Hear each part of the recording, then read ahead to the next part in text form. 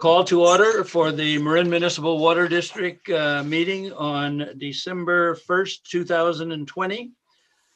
I guess we have a report out, Molly, from our closed session meeting. Yes, President Gibson, I'm going to let the board secretary, I think, do the roll call first, and then Okay. I can do the report out. Okay, Director Bragman, Here. Director Kohler, Here. Director Russell. Aye.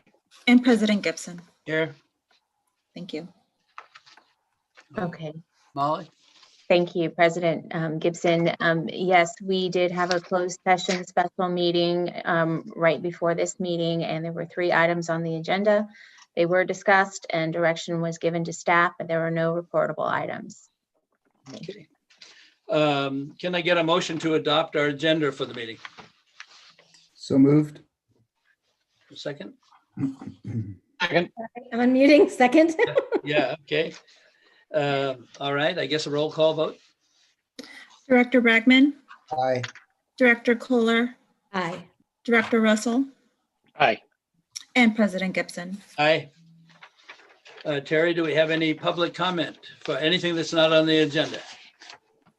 Earlier today, the board received 2 comments and I forwarded it to you, and it will be posted on the website. Okay, thank you. Let's see here. Do we have any directors' announcements? Any directors have an announcement? Give me a wave or something. I'm here seeing no waves. I don't see Larry at all, so No I'll- announcement. yeah, okay. All right, Ben, general manager's comments? I don't have any comments this evening, President Gibson. All right, thank you. Can I get a motion to adopt our consent calendar? So moved. Okay. Second? Second, okay. Motion to adopt. Okay. I guess we want a roll call vote. Right. Director Bragman, Aye. Director Kohler, Aye. Director Russell, Larry, you're muted. Aye. Aye. and President Gibson. Aye. Thank you. Takes us to our regular calendar. Item number 4, resolution for Phil Tweedy. Yes, good evening, members of the board. Paul Sellier, Operations Director. It's my pleasure and privilege tonight to read Phil Tweedy's resolution. Whereas the Board of Directors of the Marin Municipal Water District wishes to recognize Phil Tweedy for 22 years of dedicated service to the district and its customers in Marin County. And whereas in 1994, Phil started with MMWD as a controls technician and was instrumental in the installation and maintenance of the first SCADA system until leaving in 1999 due to other professional opportunities. And whereas Phil returned in 2004 to MMWD to fill the position of control system specialist. As the control system specialist, he was able to oversee 2 SCADA system upgrades, a major RTU upgrade, PLC upgrades, treatment plant upgrades, and a host of other challenging projects until his retirement in December 2020. And whereas Phil mentored water system operations personnel and collaborated with consultants and contractors to ensure high quality of work performed, and whereas never one to make a long story short or ever be at a loss for words, Phil took the time to provide all the details you could ever want and thoroughly explain how he had resolved the problem. And whereas as a MMWD ratepayer, Phil always acted as though he was spending his own money when purchasing parts, material, and hardware. And whereas Phil was a tenacious problem solver and took great pride in solving the most difficult control system problems, often foregoing the help of consultants or vendors, and leaving himself feeling quite chuffed. And whereas Phil was dedicated to his work, wanted to do the best job possible, and with his can-do attitude could be counted on to get the job done when the pressure was on. And whereas Phil is looking forward to enjoying the great outdoors and using his lifetime watershed pass as frequently as possible. Now, therefore, be it resolved that the Board of Directors expresses its sincere appreciation to Phil Tweedy for his services and contributions to the Marin Municipal Water District and wishes him good fortune and continued good health in his retirement. All right. Thank you. Thank you. And now if we were in normal times, this would be the time we stood up and did what Cynthia just did and give him a hand and congratulate him. I don't know if Phil is present at the meeting and might like to say something. Yeah, I am here if you can hear me. We do. Yes. Loud and clear. Yep. Oh, excellent, excellent. Yeah, I joined the, I came to the district in '94 when we had no SCADA system. I pretty much worked a lot on that first installation. Left and then came back to do the second and third. So it's been, the technology is really coming along. I feel really positive on leaving the district. I committed myself to finishing this third SCADA upgrade before I left, and I did complete that. So, like I said, it's been great working at the district and certainly seeing the changes in the technology. And been a pleasure working there, and I wish the district the best. And like I said, I am a ratepayer. I will be keeping an eye on things and hoping it goes in the right, doing the right things for the district. I'm actually under Larry Bragman's area actually, and so like I said, I think it's going well. I think there's been some positive changes. I was there. I started in '94. I left in '99. Came back in 2004, and I think we made some good changes recently with Paul Sellier placed in, he's being in charge of operations, and Good. I think that was a good move. And I think Ben's doing a great job. So anyway, been a pleasure working there. Well, thank you, Phil, for obviously all your years put in, all the work you've done. I want to tip my hat too to the author of your resolution. I thought it was well done. And now that I hear your accent, Phil, I understand the word jerk. I didn't know where that came from to begin with, a UK slang in the middle of all this, but I thought it was quite clever. So thank you. And I'm sure, I'm already feeling that you're going to be greatly missed. Yeah. Thank you very much. Sure. I don't know if any other board members particularly might have a comment or so. No, but I know he'll be looking over my shoulder now. So Yeah. Well, I liked the comment that he paid all this money and as if it was his own. It was his own. Yeah. I will avoid chuffing him. Yeah. Yeah. Okay. Any others? All right. Thank you, Phil. I guess, Paul, you're on again for a water supply report. Yes, good evening again. Paul Sellier, Operations Director for those just tuning in.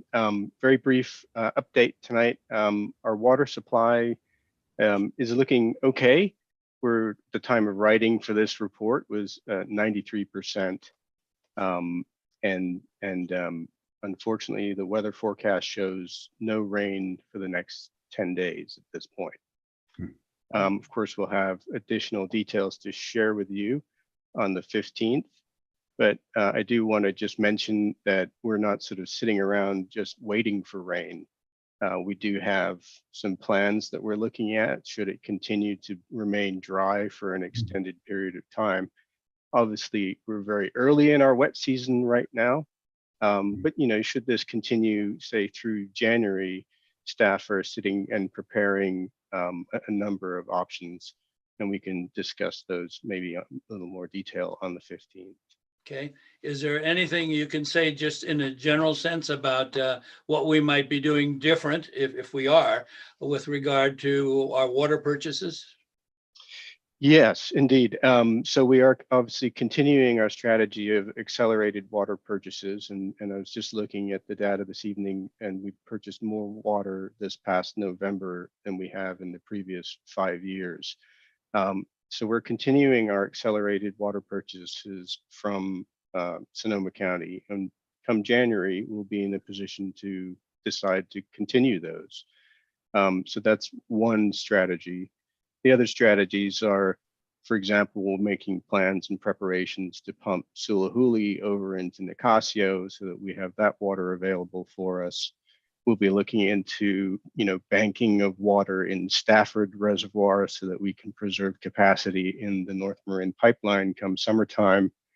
And then obviously we have some longer term options, groundwater banking, and we're going to be accelerating the hydraulic study that we talked about in the board retreat to see what's required for us to maybe get Castagna Pump Station up and running to increase our operational flexibility in the North Marin line. Okay. We have a couple of target dates statutorily. April 1, I remember, is one. I think we have an earlier one. I'm trying to remember the date of the earlier one. I think it's in January sometime. Is it January 1? For Reservoir storage volume Yeah. triggers for No, conservation. I think all of our triggers at this point are, I believe, April from now. We do have a December trigger, but that's at, I think, 30,000 acre feet.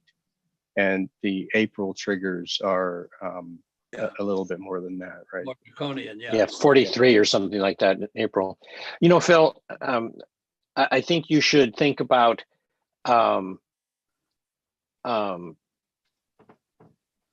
putting an op-ed together. Yeah. Yeah. On the subject, because if you read the Paul, sorry, Yeah. doing too many things here. That you should think about putting an op-ed together that addresses this issue and what the district is doing about drought responses. It doesn't need to be a long one. I think that, we're aware that it's very dry and we have the following 5 items that we're taking care of. Right. And, Paul, I think that would be a good thing. Maybe you and Ben or you, I think you can introduce yourself as the new district manager, or district operations manager. And, say that don't worry, we got this, we're watching, we're going to do something, we're doing things and we're going to do more. And then I think ask people to conserve. I don't think it hurts at all to ask for conservation. Yeah, and we did Yeah, I get agree. a public comment about that tonight. Yeah, we had a public comment, and I'm picking up a lot of just general comments from people. There's some anxiety out there on the issue. Yeah. Yeah, no doubt. Rightfully, I think, Jack, Yeah. I mean, maybe we'll get those big hydraulic, whatever they were, the ones from Hawaii, some kind of a monsoon or something like that. Atmospheric river. Atmospheric river, yeah, in February, maybe, but maybe not. Right. It is early in our wet season, and as you know, it is very. I mean, our rainfall is very flashy. It's sort of almost in a flash flood kind of sense. We get Yes. tremendous But it might rainfall. relieve anxiety if we reminded people of that, We can definitely put something together. I'll chat with Ben and see what he thinks a good approach would be. Okay. Yeah, I think it would be great, Paul, because it would go a long ways. And I think you should make it like a series, a once a month. This is where we are. Even if we just put it on the webpage, like Paul's update or something like that, Yeah. Okay, any other questions from the board? Larry? What, Paul, you mentioned groundwater storage, and I'm just wanting to follow up. Are you talking about here in Marin or up in Sonoma? Yeah, this would be up in Sonoma. The groundwater bait. There may be some opportunities for us to participate in storing water in the ground up in Sonoma and then being able to withdraw it at some point. That's a little bit of a future item as Yeah. far as, Yeah. supply goes, but it's something we're interested in. It's And a, then it's the a other very thing- great idea, I think. Mhm. Yeah, they have a lot of groundwater capacity in Sonoma, at least compared to Marin, which Yeah. has like none. Yeah. But the other thing was what's going on with Lake Mendocino? Because the last time we had a drought, it became a large waste. And I'm just wondering if Right. it is Uh, diminishing. It is diminishing. Lake Mendocino for us is really used for almost environmental releases as opposed to water supply. I mean, it is a water supply, but ours tends to come more directly from Lake Sonoma. Right. But when PG&E were sort of throttled through the PVP project, that changed the dynamic in Lake Mendocino. And so the agency, I think, has tried to use their AQPI project, which is the sort of X-band radar that we learned about in one of the watershed committee meetings. And that helps them sort of predict how much water they can release and how much they should retain in Lake Mendocino. And they were quite pleased with the results this year, having used that as a pilot for Lake Mendocino. So I think they're doing okay. Obviously, they'd like it to rain just as much as we would, but I think they're doing okay. Yeah. How are they doing? I know I sit in those meetings, but it's a little confusing sometimes, Paul. How are they doing with accelerating the releases? They've been working towards that on the biological opinion and all that stuff. Have they actually got there yet, or they're still thinking? I don't know the answer to that question, I'm afraid. I have to get back to you. Mike, actually. Yeah, that's cool. Be a better source for that question. Who? Mike Bond might know more about that. Actually, I will have to defer to Paul on that. Yeah, well, I think we all have the answer, but I can't quite remember exactly what the answer is. They've had so many different approaches Yeah, that it's hard to remember where they are. yeah, But they've been working on streamlining the channel with the landowners and all that stuff to get more water out of there without doing any harm to the fish. yeah. All right, any other board questions? Any comments from the public? We do not. Okay. Resolution 8613, contract bids for the Southern Marin Pipeline. Good evening, board members. The project manager, Jake Miller, who's also an associate engineer with us here at the district, will present this item tonight. Thanks, Jake. All right. You're on mute, Jake.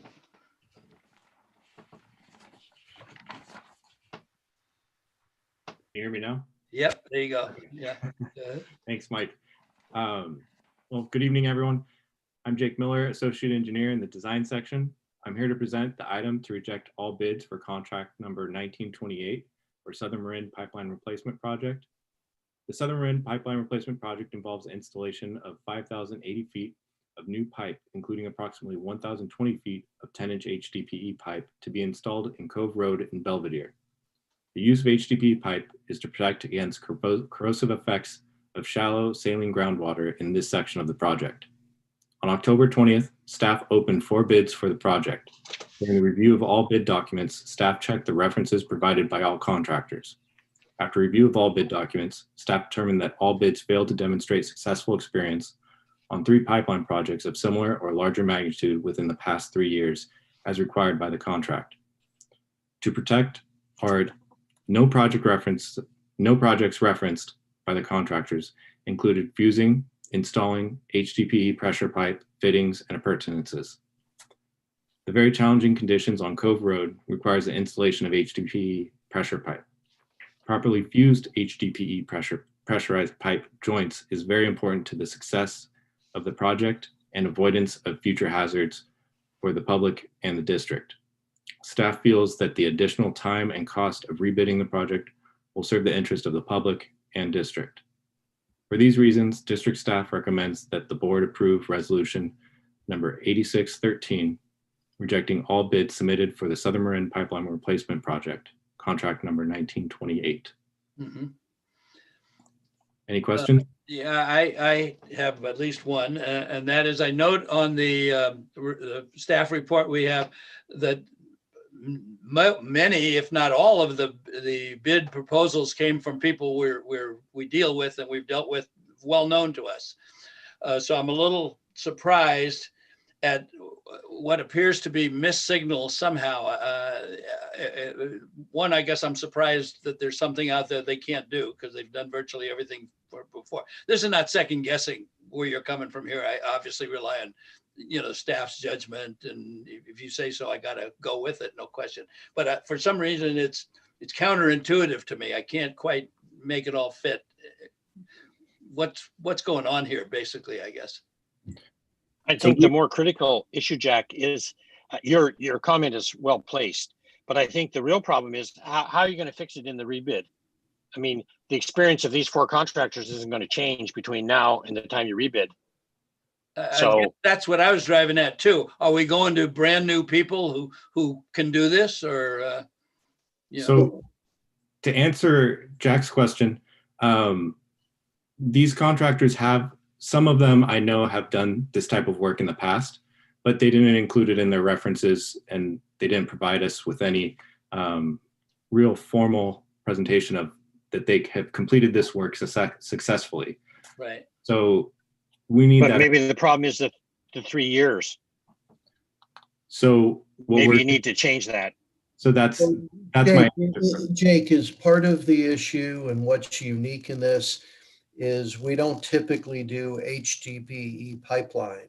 So that's a specific experience we were looking for. Mhm. So most of the work we do is the welded steel that we know they've done. Yeah, a majority of the HDPE pipe we put in are in difficult easements down steep terrain where you can't really do open trench type work, and it's usually directional drilled. But in this circumstance, the high water table HDPE is a really good option to avoid any corrosive elements. Is our anticipation that we'll see pretty much this same group back with more thought out proposals, or? I anticipate it might weed out some of them, but we'll still get a good, Okay. at least 3, I'd say. Oh, really? Okay. All right. Jake, I've done, first of all, I don't consider 10-inch really large diameter HDPE. I mean, we put in 24 and 30-inch on the beach in Santa Cruz, fused HDPE. That's large diameter. 10-inch, I think that 2 things you could do here to open up the group is the McElroy. They're the guys that make the fusion machines. Yeah. I think they'll come out and do the fusing. Mm-hmm. I think you can contract with them. You could maybe change it to the person doing the fusing has to have this experience in the last 3 years. Just a thought. Yeah. And like I say, I don't really think 10-inch is, it's really not fair to call that large diameter. That's actually, pretty modest diameter in the current business in HDPE. It's 10-inch diameter size or larger is what we're looking for. Okay. And right. No, I understand that. But I think maybe the wording needs to be massaged a little bit there. Didn't you use the word large diameter? I thought that's what you said. I don't think we touched on large diameter, but I'll review it again just to make sure that that's not in the contract language. All right, Larry Bragman, you had a point? Yeah. Couple questions. I read up a little bit about it, and I'm wondering why we don't use it more often. That's one question. And the other question I had was whether it would be worth bidding it out separately. I mean, I don't understand why they're all congregated in one bid. Maybe the HDPE could be bid separately. But from what I read, it's a very good product, very safe product, very resilient product, and it's used a lot in Australia. So why don't we use it more? Yeah. Expensive? It is expensive, especially at high pressure, Larry. Yeah. The product itself is not very strong. So the walls, if you want to run 100 pounds per square inch through it, the walls get to be like 1.25 inches thick on 12-inch diameter pipe. And you're basically buying oil. You know, it's sold at the cost of oil because it's so many pounds or so many gallons per foot of oil that make the product. So it's very much fixed to the price of fuel. Obviously today it's cheap, but it is an excellent product. I mean, the system we put in Santa Cruz, we built that in 77 and it's still going strong right down the center of the beach.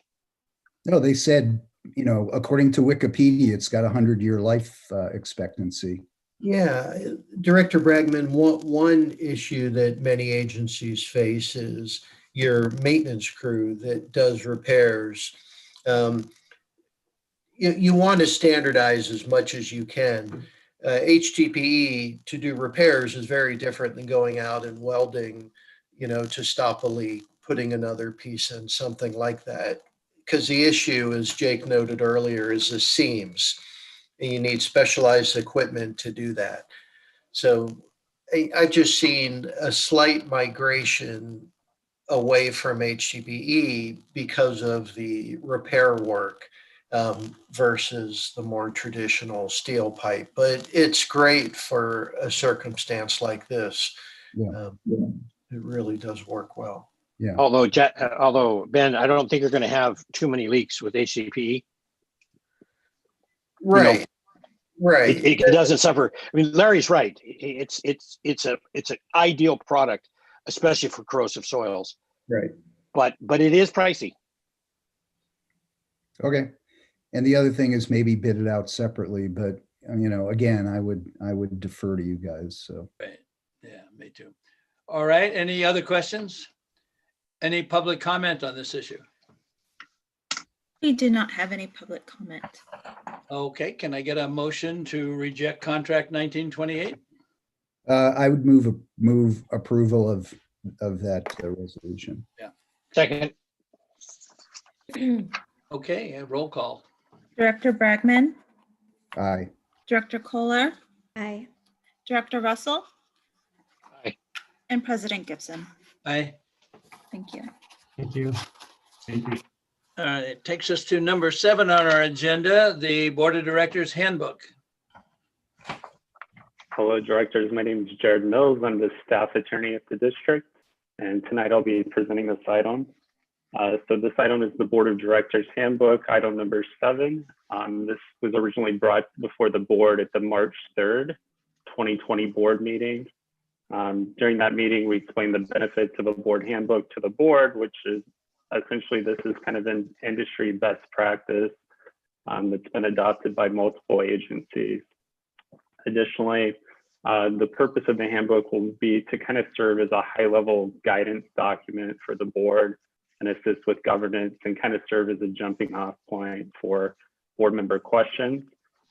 Specifically, staff believes this is very timely with the election and soon to be swearing in of a newly elected board member. We believe this will assist him greatly as he's trying to, you know, familiarize himself with different board practices and procedures. Based upon the feedback that we received at the March 3rd, 2020 meeting, several, you know, revisions were made to the handbook. Most of them were, you know, editorial, making it look more presentable, formatting. However, there are some substantive changes that I'd like to bring to the board's attention, 3 of which are highlighted in the staff report. The first one is in reference to future agenda items. Staff is, you know, recommending to the board that during the future agenda item section of each meeting, if a board member would prefer to have an item added to a future agenda, a motion and a second would need to be received for that item to come forward. In addition to that, the second thing is the use of title. So on this, essentially what the handbook is requiring is if a member of the board of directors is going to use their title related to non-district business and any sort of advocacy, they would include a disclaimer stating that that's their personal opinion and making it very clear to any member of the public that that's their sole opinion and they're not speaking on behalf of the board. So that way there's no confusion. The last thing that's detailed in the staff report is social media. Recently, there was actually new legislation signed into law on September 30th, 2020, which is Assembly Bill 992.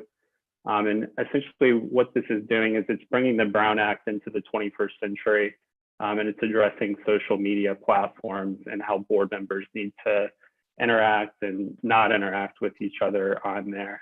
And this is in detail in the board member handbook. And if there are questions about that, obviously you can reach out to Molly or I, and we can provide you more details beyond what's included in the handbook. A couple other things that I'll point out. We also added reference to text messages in the handbook since it was previously broad. The previous version only referred to email correspondence. This is also kind of bringing it in the 21st century because so much, communication occurs through text messaging, just so board members understand the do's and don'ts of, what should I be saying over text message or how should I be saying different things, and just making it clear that that could be subject to disclosure under the Public Records Act. And then the next thing is in the previous version of the handbook, there was a historical section at the end. Whenever we went through, it was very awkwardly placed. So we made kind of an editorial decision to remove that. It just seemed out of place in the director's handbook. And, maybe it would have made sense if it was like in an introduction or something of that nature. But most of that information has been pulled off the website and can easily be accessible. The last thing I'll point out really quickly is we envision this as kind of serving as a high level, reference document for board members and being kind of the first step in a board policy update. And with the, approval of the handbook, if that occurs tonight, what we envision in the future is bringing back various board policies with recommendations to either sunset them because they're no longer needed, potentially to revise them if they're in need of update because several of the board policies are more than 20 years old. And then also potentially adding additional board policies if we think that something is needed or best practices in the industry, dictate that. And that'll be an ongoing process that we'll bring back to the board, receive board input as we're going through that. And with that being said, the recommendation from staff is that the board approve the board handbook tonight. If there are any questions or comments, obviously I'm happy to answer. Okay.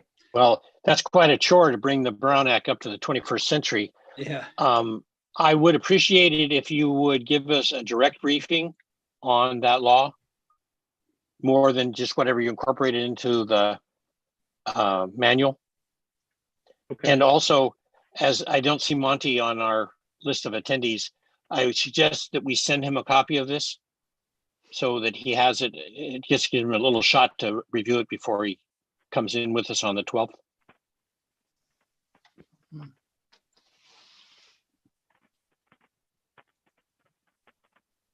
Director Russell, we could bring back a specific briefing, or we can send out some more information. However you guys would like to receive information about the new law. It's not extensive, but it has a few key points that I think are important to know. Well, being we have so many experts in the public that on this subject, I think it might be useful to have it as a board subject. Okay. But either way, you can start with the summary. That's fine, and if that satisfies the questions, I'm wondering about this issue of texting. Does that mean that we should consider having water district cell phones for that purpose alone? For water district business? Using personal devices does not protect information related to district business that is can be found on the personal devices. So No, so I'm suggesting that that is you one use practice that is sometimes implemented. a company telephone that way for that purpose. And then that way, at least all the stuff is separated. I mean, I have a lot of confidential information on my telephone from business clients that I would not want to be PRA'd out, you know? So I'm not pushing it one way or the other, just asking a question, but perhaps that would make sense to have a cell phone that is dedicated to water district business or I've something seen to that that effect. implemented in other jurisdictions. I think it's something could be discussed. Okay. I've seen that before, Larry. That is a way to isolate, and it's the same with personal emails. Emails, yes. We probably need to just revisit that and make sure that at least the board understands exactly what you're saying. The lack of privacy if you're using a personal device for public records requests. I had that experience where they were able to download every text I ever made on my phone. They did black it out, but I wasn't doing it. I mean, it was fine, but it just caught me by surprise. It was a bit personal. Yeah. Absolutely. And, that's what I'm saying is maybe it makes sense. Now, it takes some religion from our side to pick up the right phone, huh? When you're doing that. It's not convenient, but it's something to think about because, and I presume they don't actually go into your phone, right? They go into the phone company's records to get that information. Yeah. For me, they took the phone. They went to the phone? Yeah, hooked something Yes. up to it and pulled all the old, even deleted texts. Every text ever sent or received in the life of the phone was in a printout. Wow. It's quite Yeah. something. You only think they're gone, huh? Yeah. Yeah. Right. Yeah. That was quite the Public Records Act request. Yeah. Okay. Do we have any other board? Yes, Larry Bragman. Appreciate the update. It would have been a lot easier to follow it if the edits had been highlighted. Yeah. So just as we go forward with this, which I think we will, I think that would be a better practice. But Well, why don't we have them go back, Larry, and highlight it and send it back to us? we could do that. I mean, I mean, as far as I'm concerned, we could put it over until the next meeting. But I had a more substantive question, which was on the disclaimer, which I agree with and have always used as far as any kind of public advocacy. What kind of got me a little uptight was on there's a distinction made between advocacy for water-related items or issues and non-district advocacy. And the handbook says the disclaimer for non-district advocacy should indicate that the matter does not relate to district business and that the position of the individual board member is his or her sole opinion and doesn't reflect the position of the district or the board. And the problem I have with it is it's at times very difficult to parse out whether your advocacy relates to the district or not. And I can give you several examples that have come up in my service where I'm advocating for one issue that may not directly involve MMWD or water, but could later become an issue. So my hope was that we could kind of trim that disclaimer just to indicate that as for other items that do relate to the district, that the disclaimer should indicate that the statement of the member is the position of the individual board member and his sole opinion, and doesn't reflect the position of the district or the board. I guess what I'm saying is I think we should edit out that one clause that says it does not relate to the district, because that is a very slippery slope, I think. Mhm. And it's just much more clear and distinct just to say, look, this is personal opinion. I'm not speaking on behalf of the district, period. I mean, that does the job. So That would makes be sense my- to me, Larry. Yeah, me too. I think that holds the intent of that paragraph together. in Okay. my- Yeah. So if we could make that change, then, I'm. Yeah, I I think think that I'm we can not certainly do that. entirely comfortable with that. I mean, I think we've been down this path, Larry, and I know we feel differently about this, but I think it has been confusing. I've certainly, heard from people concerned about, board members getting ahead of their skis. And I actually think it's a clarification that is important. I don't know that. I mean, I guess there's a certain amount of reasonableness that I think we would have to bring to it, but I think because this has been a challenge, I am actually much more comfortable retaining it. I mean, I think we've already watered this down a lot. I think some of us felt that, this isn't really an appropriate thing for board members to be doing, to be using their official board titles in advocating on matters that are well outside of what the district is working on. And, that was a big compromise for me. And so I think going this extra step makes me pretty uncomfortable. And I know we feel differently about this, but I think we're going beyond what I feel comfortable compromising on. I just feel like this goalpost keeps moving. And these are, those of us who are in these positions, I think, need to respect what the boundaries are of this office. And I appreciate that, everybody's got their views and, wants to go out in the world and talk about super important things. And, I totally get that. But I think that respecting, what the district's mandate is and what our roles are here, and being crisp about that it's just very important to me. And I'm really not comfortable editing. I mean, I just feel like some very significant concessions have already been made, and I'm not comfortable going farther. I have no idea what concessions. you're What even what talking exactly are we talking about cutting out? Let's get clear on that. What? about. What When we wanted first to talked cut about this, out Ben and I was- had, Ben, maybe you can elucidate that, because we've now been talking about this for 18 months. Really? Yeah, I would say generally the discussions have been the use of district title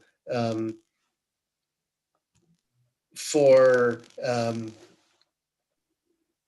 when it's not district business. Now, I think what Director Bregman is pointing out is there are shades of gray on that.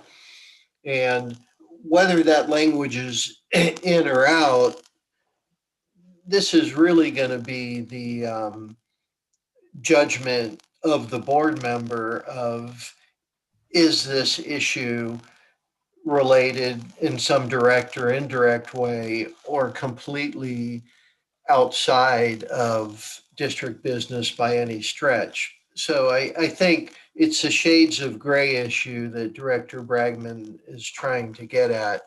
And, early on, right, there was some discussion, and as we looked into it,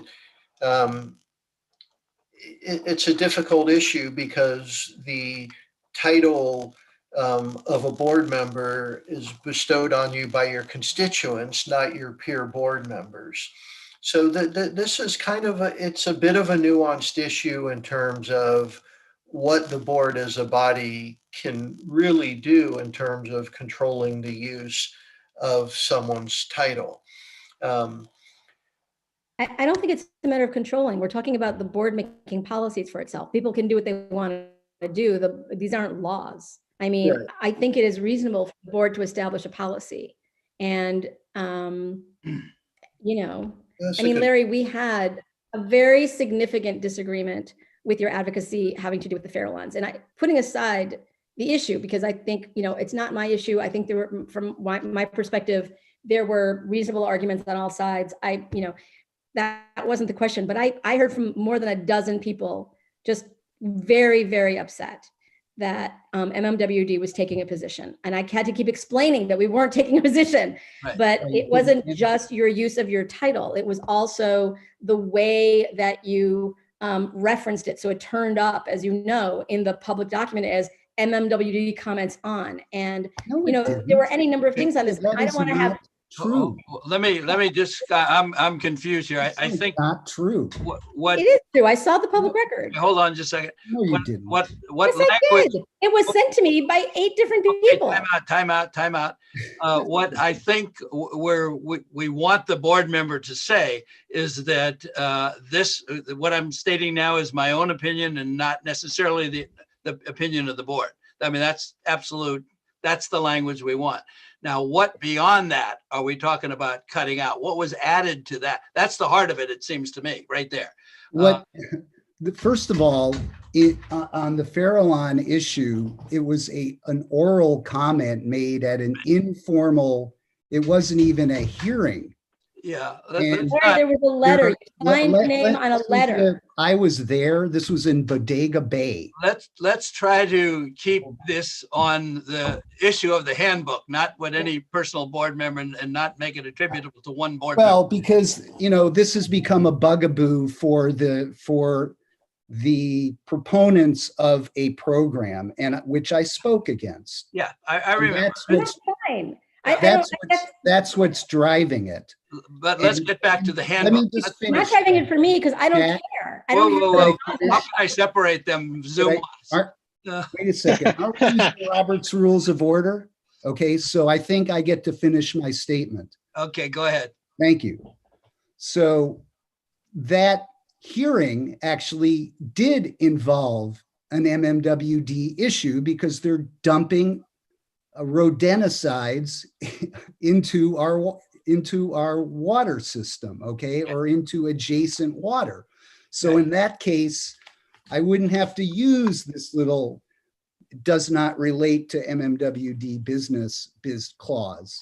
So, I mean, it wouldn't even be necessary in that circumstance. Well, it may not be necessary. Certainly at all. after being chastised by these very intelligent people who were seemingly confused about what I was saying, I have always used a disclaimer, always, Okay.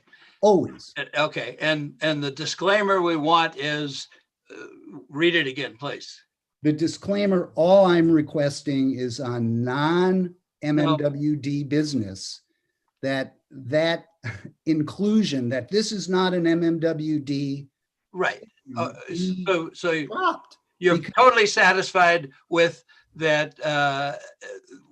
This is it's your own opinion, and you're not speaking on behalf of Absolutely. MMWD or any other board. Absolutely. Okay. And I what have do we no problem with that. do we need anything more than that? No. Well, I'm asking Cynthia, I guess, since I'm not sure what her objection is. My objection is that, and to be clear, it's not that I don't care about the Farallones. I'm saying it's not my fight. I don't care. What I cared about is that I heard from person after person after person, very, very upset. And I guess Larry and I have a different understanding. But this is Again, designed- if I could just, really just one sentence, if I could just finish. Okay, go ahead. Just Only one. occasionally, it would be nice to be able to finish a sentence in these, Only one. in Go, these hearings. go. Okay, It just would be so great. yeah.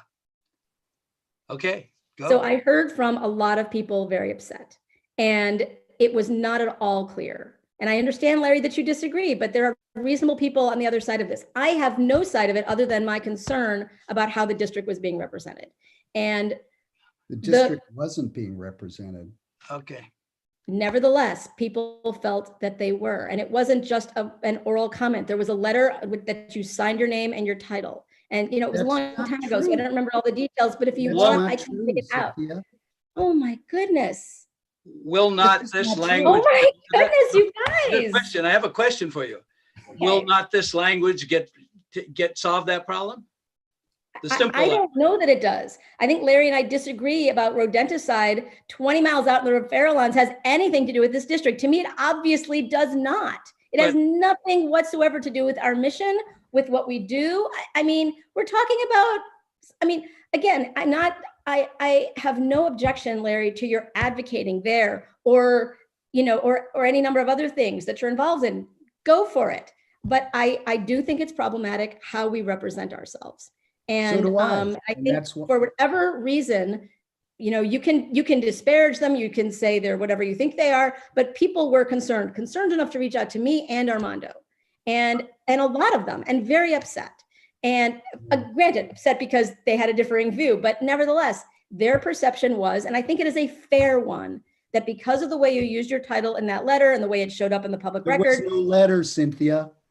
Hold on a second, Larry. If we have a simple language. All right, that's- I'm done. I really am. I I have mean, a it sounds question. like I the have a board wants question. to proceed.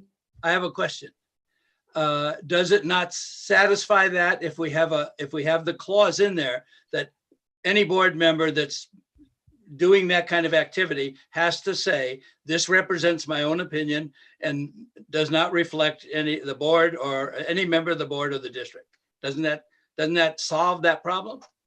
To me, it doesn't solve it as clearly as the way it is now. And the compromise that was made, because again, we've been talking about this now for the better part of 2 years, was that we simply were not going to do it. So now that's gone away. So that's the compromise, Larry. You were asking what was the compromise. Armando and I originally said, we just shouldn't be doing this. It's confusing. Okay, that's out the window. So now we're going ahead and we're doing this. We're using our titles and advocacy on issues that have nothing at all to do with the district, or arguably, some people will reasonably think that. So to me, that's like coming 90% of the way in a direction that makes me very uncomfortable. So we're doing that. Oh, but now we're going to go even farther. So I just think you think there's a slippery slope in taking that out. I think the slope is so slippery at this point, that the district is simply going to be represented in various places, or it will be perceived to be. So yes, the disclaimer is helpful, but I think, and I don't want to spend any more time on a clause, but I have to say, I'm just disappointed that I think very legitimate concerns that, that several of us have been raising for many, many, many months now, are just being discarded. And I'm uncomfortable with that, and I'm sorry about it. And I think it's unfortunate for the district, but it's 8:30 and I've got other things to do tonight, and I'll just make my objections on the record. Okay. And I'm going to vote against the manual, adoption of the manual for this reason. What language would you like in the manual? I'd like to leave it the way it is. I'm uncomfortable diluting it any further than it's already been diluted. So Can that's you have just where somebody I'm at. read what it is right now? I'd prefer to leave it the way it is. Yeah, I can do that, Jack. It says, the last sentence of this paragraph, the disclaimer should indicate that, and this phrase is the operative phrase, that the matter does not relate to district business, and that's the part Director Bragman suggesting be deleted, that the position of the individual board member is his or her sole opinion and does not reflect the position of the district or the board. So it's really the clarity that if there is a matter that is not district business, as someone's title is used, they would be explicit as to that it's not district business. One thing, and I don't know if it would be too helpful, this is intended to be a living document, and we're committed to go forward as we update all our policies to look at them and bring them at a minimum of every 2 years, and it could be more frequent as needed. And, as issues arise, and they will, of course, we'll continue to refine this document. This is really our first out of the gate. I don't think we've had language on use of title before this, so this is going, some ways there, but I do understand and appreciate both perspectives on this. Well, I mean, just to put this whole controversy in perspective, This was a informal hearing of a citizens public outreach group. This was not a formal hearing. My comments were for identification purposes. There was no letter that went out. Every time I've sent a letter that relates where I have used a title, I always put in a disclaimer, always. I've always done that since I've been on the Fairfax Town Council. Okay. That's the distinction that's important, is that the public knows that you're speaking on your own behalf and are not representing the district. Right. But we've never had a policy that says that. And I think that's what we're trying to achieve. No, and I agree, and that is fine. Right. Okay, but to carve out an additional one that this doesn't relate to district business is like, okay, so what's that mean? I can't comment on district business? I'm an elected official. And I think the First Amendment trumps the MMWD board policy, honestly. And that's. But that's I fine. understand. Larry, the letter I'm talking about is on your office stationery. It's dated July 2nd, and I don't really care, but I don't like it being suggested that I'm being untruthful. So let me be clear. The letter that was sent to me from some of the people who feel differently than you is on your stationery. It's dated July 2nd, and it's to the Coastal Commission. And you have signed, and it's signed with President Marin Municipal Board of Directors. If there's a disclaimer here, I'd have to read the whole thing over again, but I'm not immediately. reading it. So I'm happy to send that. You're gonna have to, I will look it up, Cynthia, because I always use a disclaimer. Fine. Oh, All right. It's Well- just that you just said 3 times there was no letter. And really, I'm not We're talking disingenuous. about I don't 2 lie, and I things, don't appreciate Cynthia. it. This was not a Coastal Commission hearing. It I was, didn't say it was a hearing. I said there was a letter and that people it were was upset. not the Coastal Commission, okay? I'm just looking at the letter. Orally appeared in All right. Bodega Bay. All right. Somebody suggested earlier that we should, I think it was Send me you, the letter. that we can, Send it to me. that we, perhaps an alternative here is edit at the changes so we can look specifically at them a little bit easier and bring it back. That's And fine. I think we can look again at this language and maybe bring a couple alternatives that try and thread this needle a bit. Good, good. Yeah, I'd like to see the letter. Okay. All right. Have we got a solution on that? We're going to have it edited and so forth and brought back to the board. I'll probably need a motion for that, I guess, since it's approval item. We can just take direction from the board that we've received, and we're not taking an action on it tonight. I didn't think that we need a motion. Okay. Any board member disagree with that? No, that's fine, Jack. Okay. Sounds good to me. All right, that gets us to future agenda items. Before, I just want to let you know there was no public comment on that item I'm as well. sorry. All right. No Good- worries. good catch. Mhm. Future agenda items, there aren't any changes from what's written on the staff report. So next week, there are 2 committee meetings, the Watershed Committee on December 10th and the Operations Committee December 11th. Tuesday, December 15th will be our regular bi-monthly board meeting, and December 17th is our Finance Committee meeting, the last meeting of this year. Any questions? Nope. And I don't see any comments either. All right. Good. That's information only. All right. I guess we can adjourn the meeting. Thank you All all. right. Thank you all. Take care. you. See y'all. All right. Good night, all. Good night. Hey.